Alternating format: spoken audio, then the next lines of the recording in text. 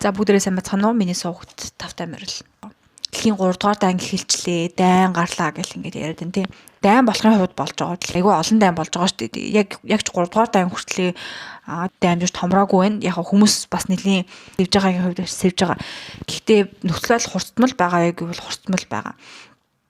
За ялангуяа өчигдөр буюу 2 сарын 28-ны өдөр Дональд Трамп албан ёсоор Ираны нутаг дэвсгэр рүү гал нээчихсэн тий.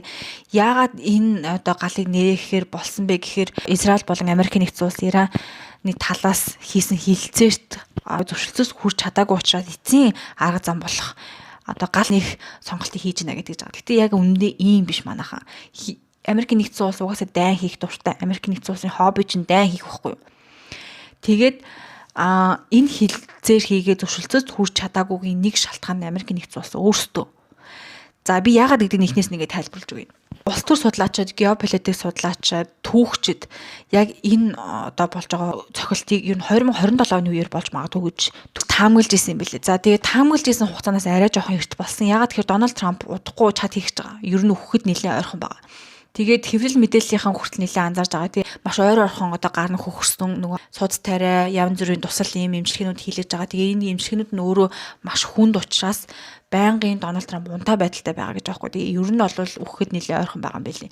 Тэгээ Дональд Трампыг гол хөдлөж байгаа Дональд Трампын тарих төмсөх хоёрыг атгсан гол хүн чинь Бенжамин Нетаньяху байгаа шүү дээ. Тэгээд Дональд Трампыг амьд сэрүүн дээр нь ашиглаж чадж байгаа дээрээ гяс хурдан дайнаа хийж авъя гэд ер нь хүмүүсийн таамаглаж ирснаас маш одоо эрт энэ дайн эхэлж байна. Энэ маш олон таамаглаад байгаа. Энэ дайныг яагаад хийж байгаа? Яагаад энэ дайныг заавал Америкийн нэгдсэн улс хийх ёстой юм гээд. Биднэрт угаасаа ойлгомжтой Дональд Трамп бол өөр шалтгаан хэлнэ. Зөвтгөх яагаад энэ дайн хийх нь зөв бэ гэдэг ийм одоо шалтгаануудыг хэлнэ. Улс төр судлаачид, геополитик судлаачдын хийж байгаа тайлбаруудыг одоо хэдүүлээ ярив. Эхний шалтгаан бол яалтчгүй энэ дайныг хийхэд Израиль маш их шахалт үзүүлж байгаа.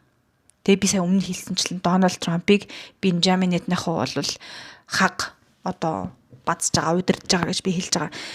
За тэгээд Израилаас гадна энэ одоо Дональд Трампын ард засгийн газрын ард энэ маш том мөнгө эргэлддэг юм Израиль лобби байгаа байхгүй. За энэ Израиль лоббиг AIPAC гэдэг. Энэ AIPAC лобби болохоор Америкийн нэгдсэн улсын улс төр, эдийн засаг, бизнесийн салбарт гарч байгаа энэ шийдвэрүүдэд нөлөөлдөг, шахалт үзүүлдэг ийм том лобби.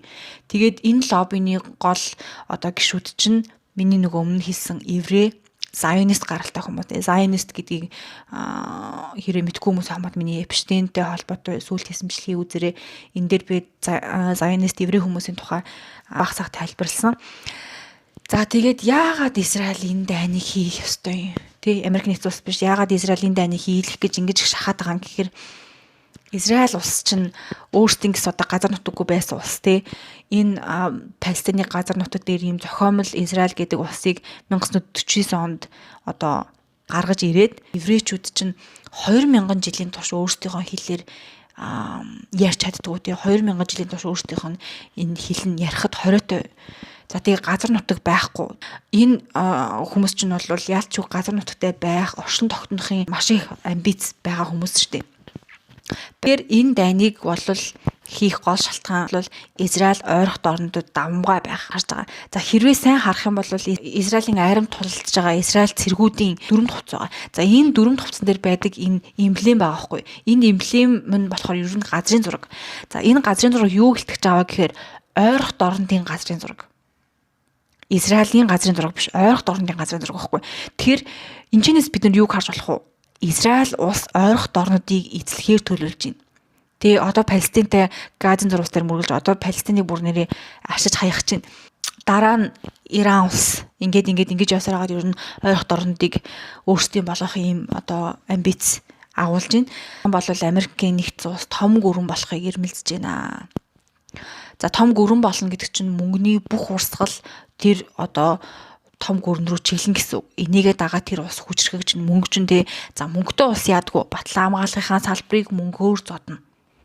Тэр батлан хамгаалахын салбар хүчтэй ньюктэй мисилтэй байх тусмаа өөр улс орныг одоо дарамтлахад амархан болдог байхгүй. Тэгээ чинь одоо явандаа хинч халтшгүй юм том улс болж байгаа.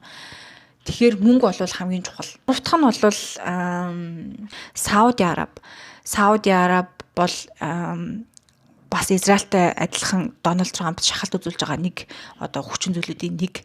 Яагаад гэхээр Сауди Араби, Иран хоёр чинь маш олон жилийн турш нэг үзгүй нэгнийгээ тэрсэлдэж ирсэн олон төрлийн маш олон тооны зэвсэгт мөрүүлдөн, халдлагууд энэ төр болж исэн ийм одоо хоёр улс байгаа. Тэгээд энэ хоёрын чинь зөвхөн дунд нь нөгөө Хормузын сувг загладаг штэ тий. Тэрнээс биш яг л одоо хөрс зэрэгэлдээ оршдог ийм хоёр улс. За тэгээд яагаад энэ хоёр чинь бас ингэж асуудалтай юм гэхээр нөгөө шашин хоёулаа исламын шашинд итгэдэг мөртлөө хоёр өөр төрлийн одоо исламын шашинд итгэдэг байхгүй. Тэгээд аль аль нь Сауди Арабич тэр Иранч тэр аль аль нь одоо ойрхон орнод давмгаа байх хүсэлтэй. Тэг ямар ядаргаатай байгаас тий. За тэгээд энийг одоо юу харуулж байгаа вэ гэхээр Дональд Трампын охин Иванка Трамп байгаа. Тэгээ Иванка Трамп чинь Джеред Кушнер гэдэг залуутай суусан. За энэ Джеред Кушнерийн аав нь бас нөгөө миний өмнө хэлсэн энэ сая хэлсэн Израиль лоббины нэг хөрөнгө оруулагчтай нэг байгаа. За тэгээд энэ Джеред Кушнер Бенджамин Нетаньяхутай бүр best friends маш сайн найзууд. Бүр энэ Бенджамин Нетаньяху чинь Америкийн нэгдсэн улсад айлчлахаар ирэхдээ энэ Джеред Кушнерийн одоо хондог эднийд одоо ууж иддэг ийм одоо өөр төрөнд орсон сайн найзууд тахгүй юу. Тэгээд дээрэс нөгөө Сауди Арабийн Мухаммед бин Салам байна те. Хэд бол ер нь яг л одоо миний сая хэлсэнчлэн өөр төрөнд ордог сайн найзууд гэсэн үг. Энэрийн одоо найруулга бол энэ дайны ард байгаа гэж харж байгаа.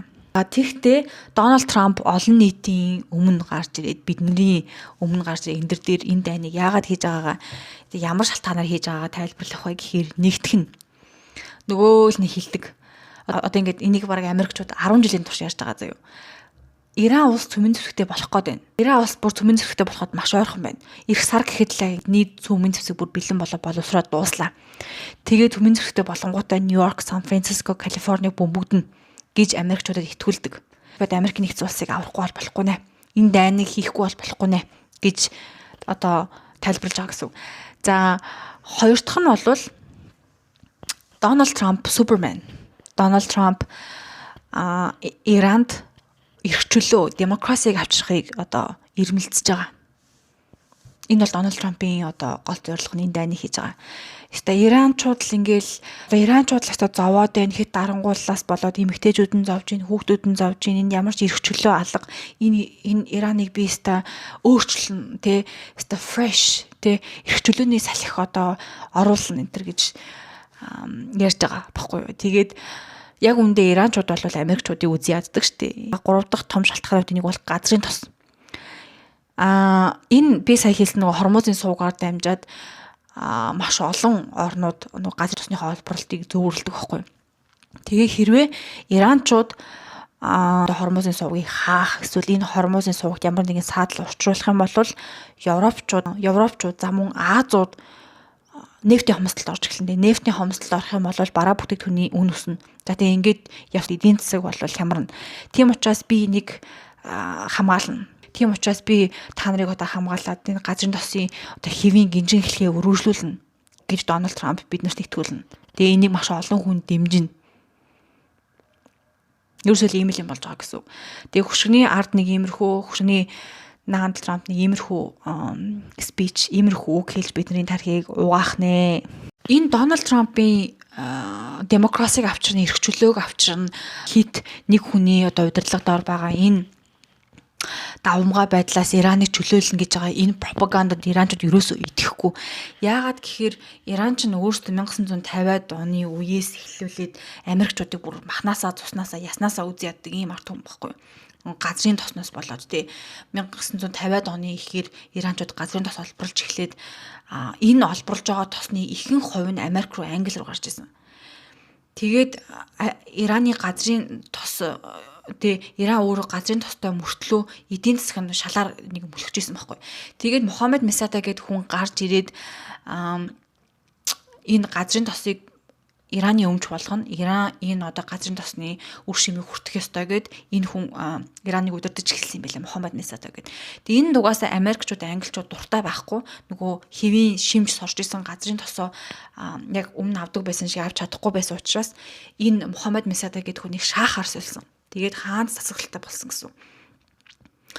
Тэгээд энэ Мухаммад Реза Пахвали гэдэг нэртэй шаах байхгүй юу. Тэгээд бүр доройтсон ер нь энэ шаах бол Америк нэгдсэн улс Английн одоо ашиг сонирхлын төлөө ажиллаж исэн ийм хүн байсан. Тэгээд 1978-аас 1979 оны үед энэ одоо нөхцөл байдал улам даамжраад исламын шашны хувьсгал гарсан байгаа шүү дээ тий. Тэгээд энэ хувьсгалын дараагаар нөгөө Рулаха Хумани гэд нэртэй энэ хүн чинь Ираны удирдлагыг гартаа авсан байгаа. Тэгээд энээс болоод Америк нэгдсэн улсыг иранчууд бүр харааж үзье яддаг гэсэн үг. Би зүгээр хэтрүүлж ярьж байгаа юм биш үү. Годамжинд зогсоод иранчууд Америкийн тугийг шатаагаад яг ингээд Америк юм хүн хийцэн юм шиг тийм одоо хүн хэлбэртэй тийм мануухан энтрийг шатааж матаагаад тэг бүр тийм амар болтлоо Америкчуудыг үзье яажсэн гэсэн. Тэгээд бүр Иранд байсан Америкийн элчин сайдын ямыг нураасан байхгүй юу. Тэгээд тэнд Иранд суралцж исэн оюутнуудыг элчин сайдын яамд ажиллаж исэн тэр хүмүүсийг барьцаанд аваад 444 өдрийн турш барьцаалсан байдаг. Тэгээд эн чинь бол Америк нэгдсэн улсыг яаж амар үзий ядж байгаагаас нь харагдаж байгаа шүү. Тэгээд энэ нөхцөл байдлыг бол Америкчууд яаж ашигласан байх нь манай хамгийн том дайсан бол Иран. Иранчууд бол чөтгөрлөг дайснлаг, зэрлэг, адгууслах хүмүүс гэж Америкчуудад харуулж ирсэн. Тэгээ одоо болсон чинь гинт Дональд Трамп гарч ирэнгүүтээ бид та нар демократийг авчирна, ардчлалыг авчирна, эрх чөлөөний салхи одоо амсуулна энэ төр гэвэл мингэн үсттэй ойлгомжтой шүү дээ тий. Сүүлд гарсан мэдээгээр болохоор Али Хумани буюу одоо Ираны удирдагчийг насварсан гэдэг мэдээлэл цацагдсан. Энэ мэдээллийг Ираны талаас зарласан. Тэгээд яг Али Хуманыг нас барсан үгүйсгтэр хүмүүс нэлийн эргэлзэж байгаа. Тэгээд ямар ч байсан одоо бол Иранд 40 өдрийн гашуудал зарласан байгаа. Тэгээд хамгийн түрүүнд одоо хийх шаардлагатай зүйлийн нэг бол дараагийн удирдагчийг тодруулах. Энэ удирдагчийг тодруулахын тулд Иран улс төр хорог байгуулах хэрэгтэй. Төр хорог байгуулад дандаа нөгөө дээд түвшний дээд зэрэглэлийн тим хүмүүсээс шинэ удирдагчаа зарлах юм билээ. Тэгэхээр одоо хэн байх нь бол тодорхойгүй байна.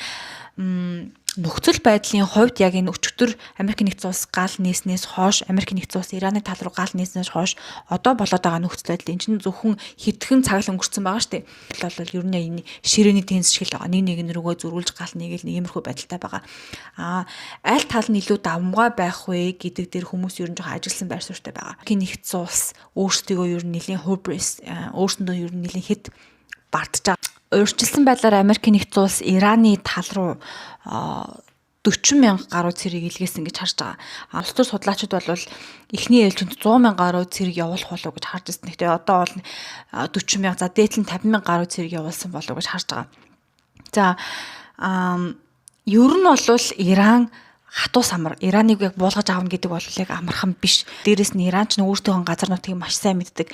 Иран ер нь Middle East ойрхот орнод тэр хаваараа ер нь нэлийн уулархаг гэсэн үг. Тэгэхээр агаараас довтлогоо хийхэд нэлийн төвхтэй агуу янз бүрийн газрууд орж нуугдах боломжтой. Бол энэний нэг төгс жишээ бол одоо Houthis гээд гэмт хэргийн үйл ажиллагаа явуулдаг групп гэж хэлэх нь одоо хайшин гэмт хэргийн үйл ажиллагаа явуулдагаас илүү том ийм групп байдаг. За энийг бол Жо Байден буулгаж авахгүй ш. Жо Байден за ер нь Америк нэгдсэн улсын засгийн газар ерөнхийлөгчд бол энийг буулгаж авах гэж маш их хичээсэн. Гэхдээ ерөөсөө чаддгүй. Жо Байден бүр өөрөө хүлээн зөвшөөрсөн бид нар Houthis-ийг буулгаж авч чадахгүй байна гэд. За Houthis гэдэг нь болохоор Йемений нутаг дэвсгэр дээр Йеменд үйл ажиллагаа явуулдаг ийм групп байгаа. Гэмт хэргийн групп гэж хэлвэл нэлийн жуултна. Гэмт хэргийн группээс нэлийн том. Тэгвэл дефакто яг бодит одоо юу гэх юм бэ? Тийм том групп бол ерөөсөө биш. За тэгээд энэ групп болохоор ер нь Йемений банк засгийн газрыг баддаг. Ийм групп. Тэгсэн мөртлөө яг одоо аль бие усны засгийн газрын одоо групп одоо аль бие усны засгийн газрын ийм байгууллага ерөөсөө биш. Гэхдээ маш хүчрхэг Middle East-тэй ойрхот орнодтой. Ираны одоо яалтчгүй гол хамсаатан бол Houthis тэгээд ойрхот орнуудад байгаа яг энэ Houthis шиг том үйл ажиллагаа явуулдаг ийм группүүд байгаа. Эднэрийг басаж болохгүй. Хүн энэ Houthis-ийг Америк нэгдсэн улс буулгаж авч чадаагүй гэж бодож байгаа. Тэгэхээр энэ Middle East-д довтлогоо хийх, Middle East-д дайн хийх ямар хэцүү вэ гэдгийг энэчнээс харж болно. За тэгээд Дональд Трамп бол зэр зэвсгээрээ батлан хамгаалахын одоо салбараараа за тэгээ дээрэс нь одоо nuclear weapon цөмийн зэвсгээр ямар их гайхуулдаг хүн бэ гэдгийг бид нар мэднэ те. Өөрөөр бүр ингээд sophisticated weapon гэдэг чинь sophisticated military system гэдэг. Бүр ингээд гайхшруулмаар те ганган бүр гайхшуулмаар бүр гайхамшигтай тийм одоо цэрэг армийн салбартай орон гэд өөрсдөө маш их магтдаг те. Гэхдээ энэ зөвхөн цаасан дээр энийг яаж хэрэглэх вэ? Ямар тактикаар тулдах вэ гэдг нь маш чухал. Хамгийн том сул тал чинь Дональд Трамп өөрөө улсын командлагч, ерөнхий командлагч хүн чинь Дональд Трамп өөрөө байгаа шүү дээ. Тэгээ Дональд Трампын тухай бодоод үзэхээр Дональд Трампд ямар ч дайны тактик, дайн хийх одоо мэдлэг ерөөсөө байхгүй. Яг хин шиг байхгүй юу? Зеленский шиг байхгүй. Зеленский бол зүгээр л алиалагч, зүгээр жүжигчин. Зеленскигийн хийх зүйл нь зүгээр зурагтаар гараад зурагтаар хэрхэн одоо Украиныг гой дүр зурагтай харуулах вэ? Яаж Оросыг амар алуурчин сүйтгэгч болсон вэ гэдгийг харуулах л Зеленскигийн гол ажил нь. Дональд Трампын хувьд ч гэсэндээ энэ нэг хол зүрхгүй. Дональд Трамп чинь бизнесийн салбарын хүн болохоос биш. Би энэ дайн дайжингаас бол Дональд Трамп маш хол хүн байхгүй юу. Тэгэхээр бүх удирдлага, бүх шийдвэрүүд хэний гараар явагдаж байгаа вэ гэхээр Израилийн хуулгаар, Израилийн одоо шүрүүпээр энэ бүхэн явагдаж байгаа гэсэн үг. За тэгээд Дональд Трампын өөрөө нэг энэ дайны тактикийг, энэ дайны стратегийг боловсруулж байгаа юм шиг гарч ирээд ярьж байгаа боловч цаанаа энэ бол одоо өөр найруулга, өөр оркестр яв. Одоогийн байдлаар бол Сауди Арабийн талаас хэдэн тооны цэрэг явуулсан бэ гэдг нь ил гараагүй байгаа юм билээ. Яг гэдэг Сауди Арабийн талаас бол ойлгомжтой цэрэг явуулсан. За Ираны хувьд болохоор Иран бол ер нь нэлийн үзэтэй. За Ираны хувьд ярих юм бол Ираны хувьд яг одоогоор 650,000 гаруй цэргүүд яг ингээд идэвхтэй байлтахад бэлэн байгаа гэсэн. За энэний ар дахиад бэкап 350,000 гаруй цэргүүд байгаа. Ер нь иранчууд ихэнх ирчүүдээ цэрэгт явуулж байгаа гэсэн. 90 сая хүн амтай. Энэ дайн ер нь яг ямар төвшөнд очиж энэ дайныг дууссан гэж үздэг юм. Тэгэхээр нэгдэх нь бол яалтчгүй Ираныг neutralized буюу цөмийн зэвсэггүй орн болгосны дараа. За хоёр дахь нь бол Ираныг өөрсдөө одоо бууж өгсөний дараагаар энэ дайн дуусна гэж үзэж байгаа. Гэхдээ энэ бол нэлээд асуудалтай. Ягаад гэх юм бол Иран чинь маш олон жилийн турш энэ одоо Америктэй дайтаж магадгүй гэсэн дайнд бэлтгэлтэй байсан. Гэд гол командлагч нь Дональд Трамп гэж бодохоор энэ дайн хаашаа эргэж болох вэ гэдэг нь жоохон асуудалтай байна. За Ираны нэг хэрэгжүүлэх тактик болвол яалтчгүй энэ дайныг сунжуулж магадгүй. Энэ дайныг сунжуулж Америк нэгдсэн улсыг ер нь жоохон хэцүү байдалд оруулж магадгүй гэж харж байгаа. Тэгэхээр дайн ч өөрөө маш үнэтэй тэр одоо цэргүүдийн хоол, хувцас, зэр зэвсэг, бензин түлшнээс ахуулаад маш их зардал ордог учраас энэ бол зүгээр яг казинод тоглож байгаа юм шиг хожихгүйг нь бид нар мэдэхгүй. Тэгээ казинод хүн орохоор яадгүй тодорхой мөнгөтэй ордог тэгээ тэр мөнгөө эргүүлж автлаа хүн ингээд тоглоод л байдаг шүү дээ. Яг тэрэн шиг л гэсэн үг. Тэгэхээр энэ дайныг хаашаа ирэхийг бид нар одоохондоо хэлж чадахгүй.